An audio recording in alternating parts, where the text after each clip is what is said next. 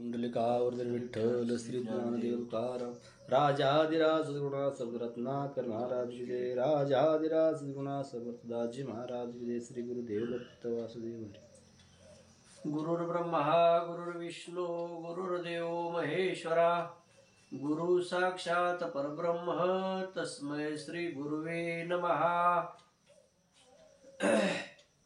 आज परम पावन आणि पवित्र गुरुवारचा संदेश।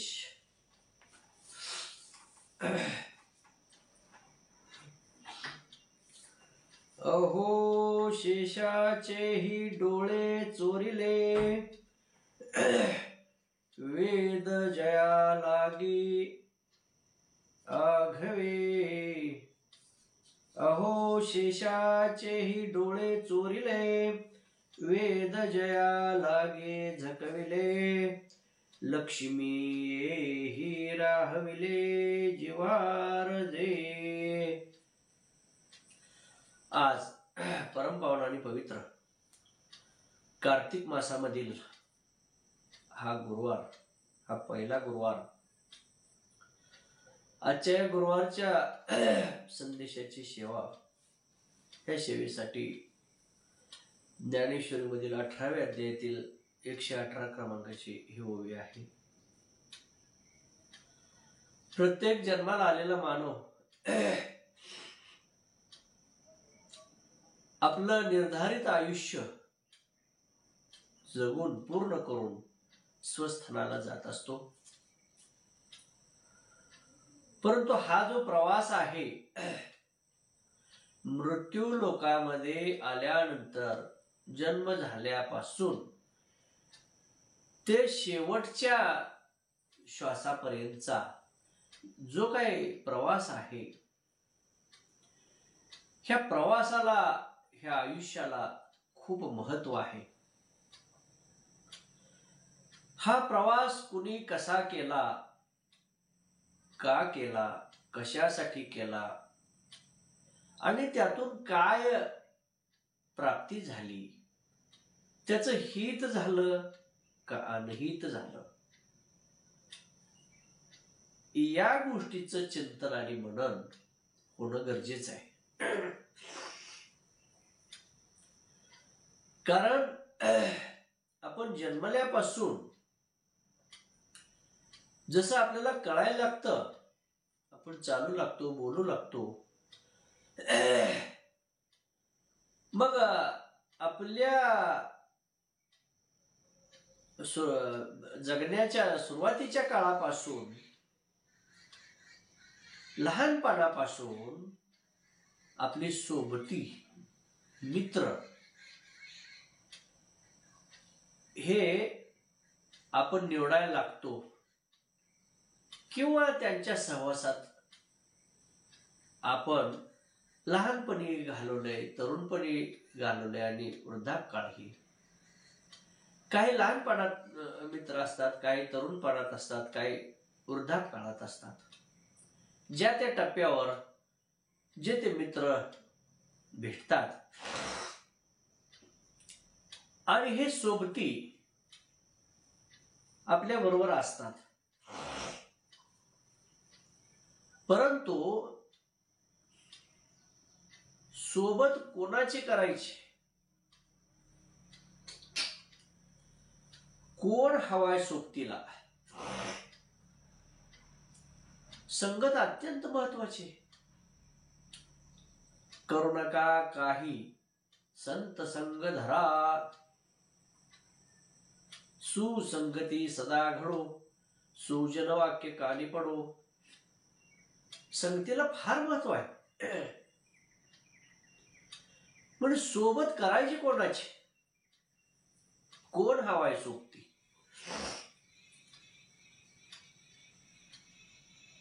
ह्याला फार महत्व आहे।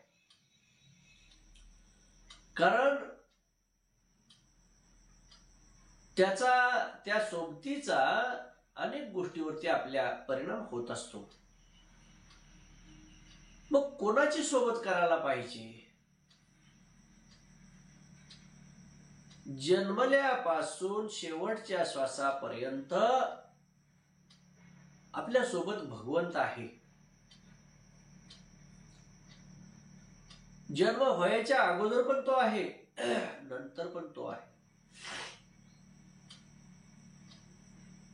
म्हणजे तो अखंडपणानं सोबत आहे. परंतु आपण एक क्षणभरही त्यांचा विचार केलेला नाही. एवढी मोठी सोबत ज्या भगवंताने आपल्याला दिलेले, त्याचे क्षणभर सुद्धा आपल्याला आठवण नाही किंवा आपण पाहतही नाही की तो सोबती आपल्या बरोबर काय करतोय. हे आपण पाहिलेले नाही, पाहतही नाही त्याच्याकडं. कुठं जाईल तिथं तो बरोबर आहे आपल्या. असं आहे का आज सोबत आहे उद्या नाही, अशी गोष्ट नाही.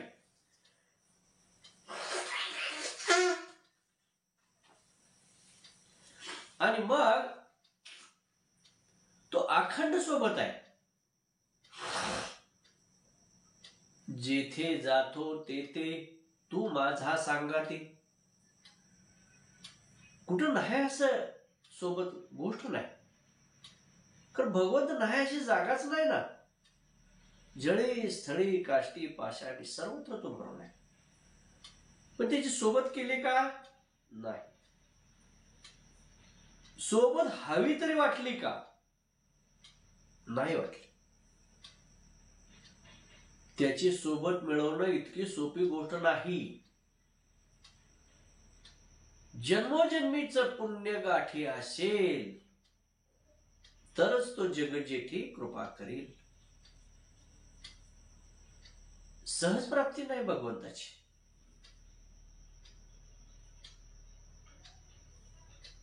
भगवंताची सोबत हा दूरचा विषय आहे. पण इतर सोबती तरी कशा असावेत किंवा कोण असावेत.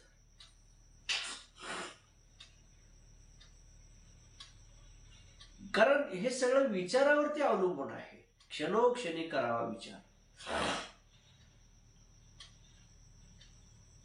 भगवंताच्या एका स्पर्शासाठी हजारो दिवस तिष्ठत बसलेले असतात. अहिल्या शिळ होऊन पडलेली होती. कित्येक दिवस ती वाट पाहत होती केव्हा श्रीरामांचा पदस्पर्श होईल आणि तिचा उद्धार होईल. एका क्षणाची अनेक वर्ष वाट पाहण्याची वेळ अहिल्यावर आलेली होती. एक स्पर्श, भगवंताचा एक स्पर्श हा जीवाच्या उद्धारासाठी पुष्कळ आहे. आणि अखंड जर तो सोबत असेल तर मग काय अडचण आहे. पण हे घडत नाही. का घडत नाही. त्यांची सोबत बाजूला राहिली. आपण ह्या प्रपंचाच्या संगतीत जास्त वेळ घालवला. भगवंतासाठी वेळ नाही. आणि मग आपल्याला वाटलंही नाही की आपण सेवा अशी मनोभावे करावी की जेणेकरून भगवंताची आपल्याला सोबत मिळेल, सहवास मिळेल. त्यांच्या सहवासाला आपण पारख झालो.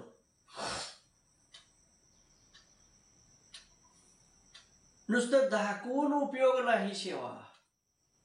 उस डोंगा परी रस नोही डोंगा, का भरला शिवरली रंगा.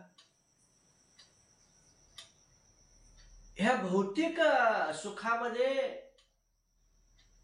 सुख मानणारे अनेक जण आहेत, पण ते सुख नाही. प्रत्येकाचा विचार वेगळा आहे. काय सुख पाहिजे. हे आत्मसुख भगवंताच्या चरणाजवळ आहे. भगवंताच्या सोबत गेल्यानंतरच मिळणार आहे. त्यांच्या सहवासाशिवाय हे सुखप्राप्ती नाही. आणि मग भगवंत सोबत असावा. पण ज्यांच्या सोबत आहे त्यांना सुद्धा त्याची किंमत कळलेली नव्हती.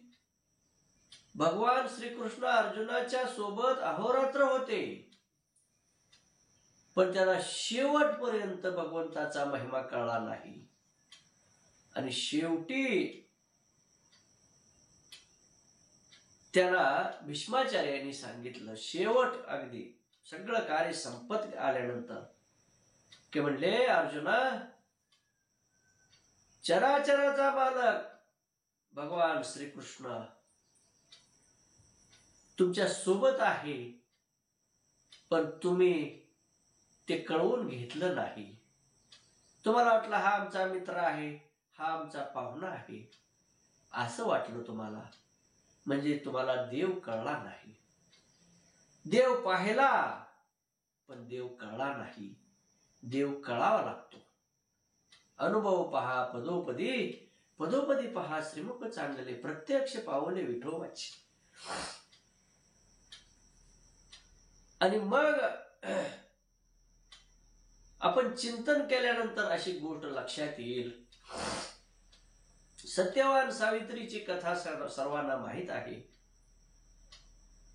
सत्यवानाचा मृत्यू होणार आहे ही गोष्ट सावित्रीला माहित होती. आणि घरातील मंडळी सुद्धा सावित्रीला सांगत होती की तुला वैधव्य प्राप्त होणार आहे लवकरच, त्यामुळं सत्यवानाशी विवाह करायला नको, आपण दुसरं स्थळ पाहू. परंतु सावित्रीने त्या गोष्टीला नकार दिला. कारण ठेवले आनंद ते तैसेचे राहावे, चित्ते असू द्यावे समाधान.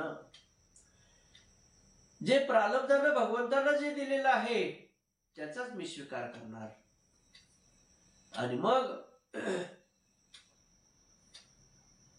जो पती मरणार आहे हे माहीत असताना सुद्धा त्या नवऱ्याची सोबत आपल्याला असावी असे म्हणणारी सावित्री यापुढे तरी जन्माला येईल का नाही हे सांगता येत नाही. आपल्या पतीचा मृत्यू होणार आहे, ज्याच्याबरोबर आपलं लग्न होणार आहे त्यांचा मृत्यू होणार आहे हे लक्षात येऊन सुद्धा, माहीत असून सुद्धा पतीचा स्वीकार मनोमन केला आणि त्यांची सोबत मिळावी म्हणून दुसऱ्या अन्य गोष्टीला तिनं नकार दिला. तुका म्हणे इथे असावे लागते जातीचे, येऱ्या गबाळाचे काम नव्हे. आणि मग हे मनाची खंबीरता अत्यंत महत्वाची. मनाला वाटलं पाहिजे मला भगवंताची सोबत हवी. राजा रावणाच्या लंकेमध्ये काय कमी होतं? सोन्याची लंका होती, पण विचार तिथं वाईट होते. आणि मग राजा रावणाचाच भाऊ असलेला हा बिभीषण, त्या बिभीषणाला भगवंताची सोबत मिळाली. तो कुठं गेला? भगवंताच्या सोबतीला गेला, सेवेला गेला आणि मग कल्याण झालं. लंकेचं राज्य सुद्धा त्याला प्राप्त झालं. भगवंत सोबत असल्यानंतर काय प्राप्त होणार नाही? हे दिव्य गोष्टी आहेत भगवंताच्या, खूप दिव्य आहेत. भगवंत असलं का सगळं आहे. आणि जिथं भगवंत नाही तिथं काही नाही. म्हणून सोबत कोणाची पाहिजे? भगवंताची सोबत पाहिजे. मन हे शेवंती अर्पुनी भगवंती, पुनरपी जन्मा येणे नाही. हे मन फूल कसं अर्पण करतो तसं हे मन भगवंताच्या चरणावरती अर्पण करावं लागतं.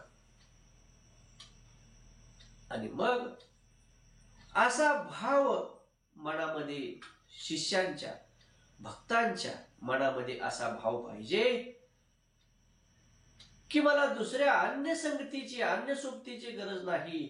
अखंड माझ्या बरोबर भगवंत असावेत, भगवंताची सोबत मला मिळावी. आम्ही 20 वर्षापूर्वी मठाची ज्यावेळी स्थापना केली, दत्तनगरी मठाची, आणि पहिल्यांदा जे अनुष्ठान केलं या मठावर 2004 साली, भाद्रपद पौर्णिमेचं पहिला अनुष्ठान 2004 साली दत्तनगरी मठावरती. त्यावेळेला पहिल्याच अनुष्ठानला स्वतः दत्त भगवंत आले आणि त्यांनी सांगितलं, मी आता इथं आलोय. कशासाठी आलोय? तुझ्या सोबत राहण्यासाठी आलोय. आम्ही म्हणलं इथं काय जागा नुसती मोकळी, ना मंदिर नाही, ना मूर्ती नाही, ना कुठली पूजा करायला इथं साधन सामग्री नाही, औदुंबराचं झाड नाही, काही नाही. आणि मग तुम्ही आमच्या सोबत कसं राहणार? तुमची सेवा आम्ही कशी करणार? एवढ्या जगाचा मालक एवढ्या उघड्या माळरानावरती येतोय आणि आपल्याला सोबत देतोय. किती अलौकिक गोष्टी असतात. सगळ्या जगाने सोडून दिलेलं असतं, कुणीही जवळ येत नसतं. पण भगवंत मात्र निष्ठावान भक्तांच्या सोबत राहण्यासाठी तो व्याकुळ झालेला असतोय. त्याला काही लागत नाही. मग कोणतीही व्यवस्था इथं नसताना सुद्धा भगवंताचं आगमन झालं आणि मी तुझ्या सोबत आहे असं म्हटले. आणि भगवंत सोबतीला असल्यानंतर कळी काळाची चिंता करण्याची गोष्ट नाही. भगवंत इथं सेवेला आमच्या सोबत आले, आम्हाला त्यांची सेवा घडली. अहम भाग्यम, हे मोठं भाग्य आहे आमचं. पण वेळ मात्र जास्त मिळाला नाही. ह्या जगाच्या उद्योगामध्ये जास्त वेळ आमचा गेला. त्यांची सोबत आम्हाला मिळालेली असून सुद्धा त्यांच्या सोबतीत जास्त वेळ न राहता या जगाच्या खटाटोपातच जास्त वेळ गेला. पण सांगितले काम सेवका करावे, त्यांनी सांगितले म्हणून आम्ही करत आलो. म्हणून ही सोबत अत्यंत महत्वाची आहे. ही शेवटपर्यंत सोबत त्यांची राहणार आहे. अशी सोबत इतर कुठल्या माणसाची मिळू शकत नाही. घडीभर सोबत करतील आणि नंतर सोडून देतील. कोणतंही नातं असलं तरी शेवटपर्यंत ती सोबत राहील अशी खात्री नाही. आणि म्हणून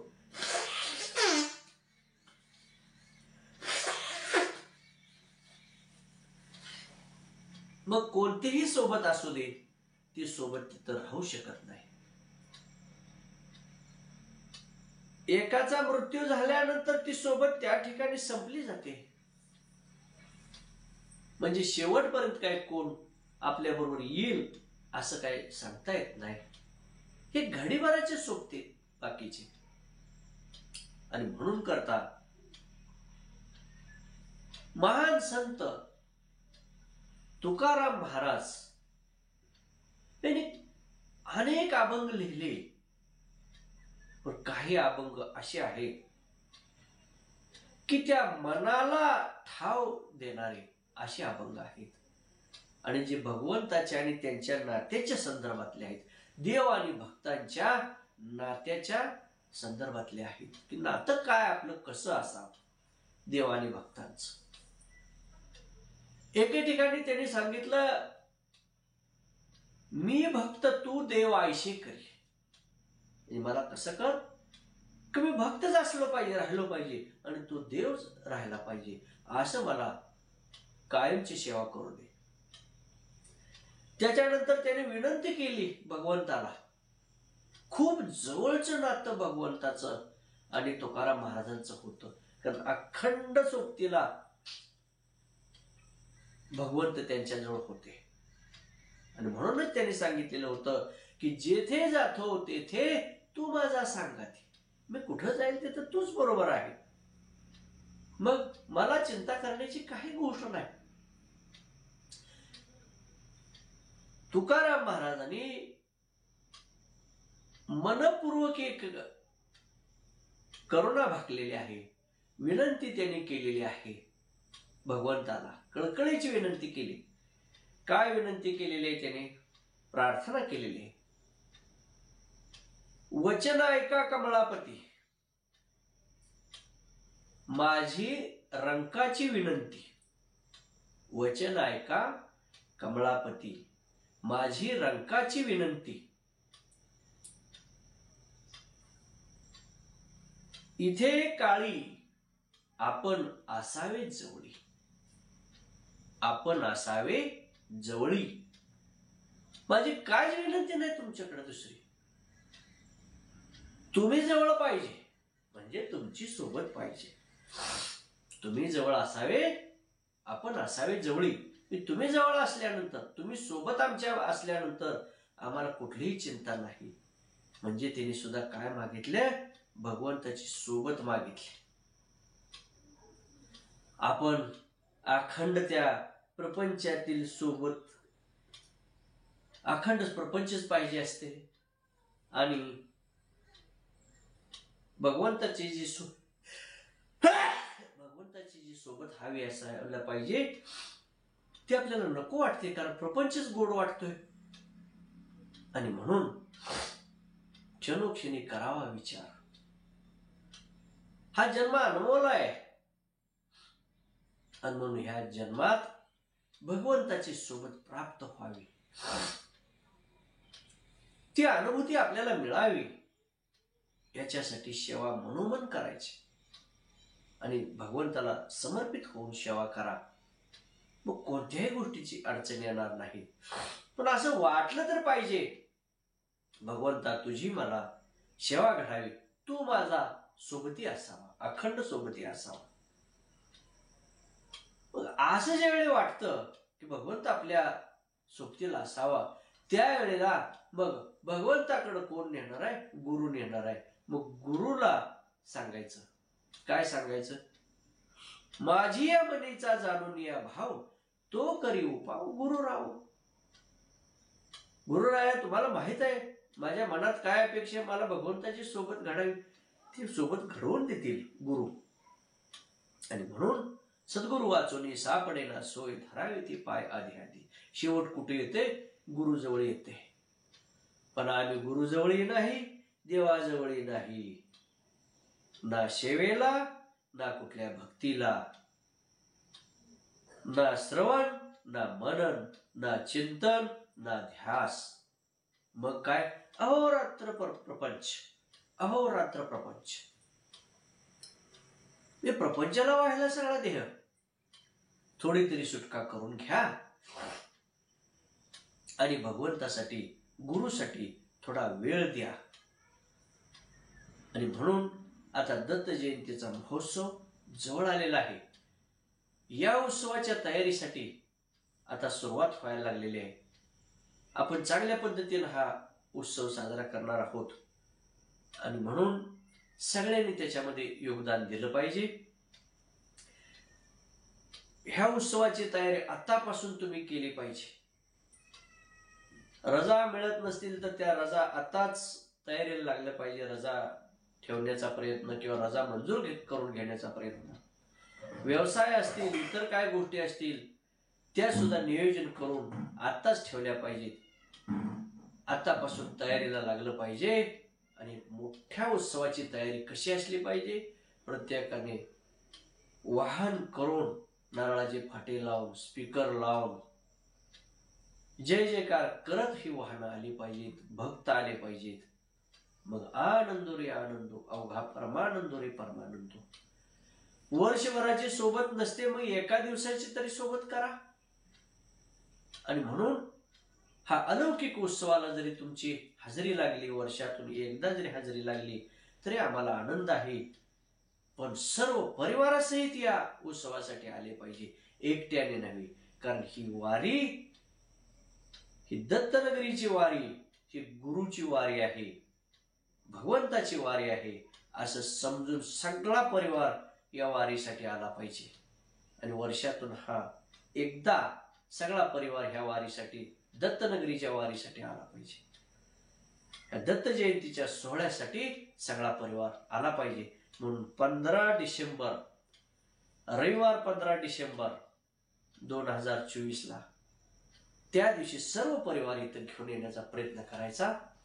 आणि 4-2 तासाची तरी सोबत भगवंताची, गुरूंची इतरी सेवा, 4-2 तासाची तरी सेवा आपल्याला घडावी असा संकल्प तुम्ही केला पाहिजे. आणि योगदान आपल्या स्वतःचं, आपल्या प्रपंचातील आपण योगदान सेवेचं त्या ठिकाणी दिलं पाहिजे. म्हणून आजच्या गुरुवारच्या संदेशाच्या निमित्तानं एकच सांगतो, सर्व गोष्टी प्राप्त होतील पण सेवा सहजासहजी प्राप्त होणार नाही. म्हणून सेवा सोडू नका, मनोमन सेवा करण्याचा प्रयत्न करा. सगळ्यांच्या पाठीशी अखंड आशीर्वाद आहे आणि चांगल्या पद्धतीने सेवा करत राहा. पुंडलिकावरद विठ्ठल श्री ज्ञानदेव तुकाराम राजाधिराज गुणा समर्थ रत्नाकर महाराज की जय. राजाधिराज गुणा समर्थ दाजी महाराज की जय. श्री गुरुदेव दत्त.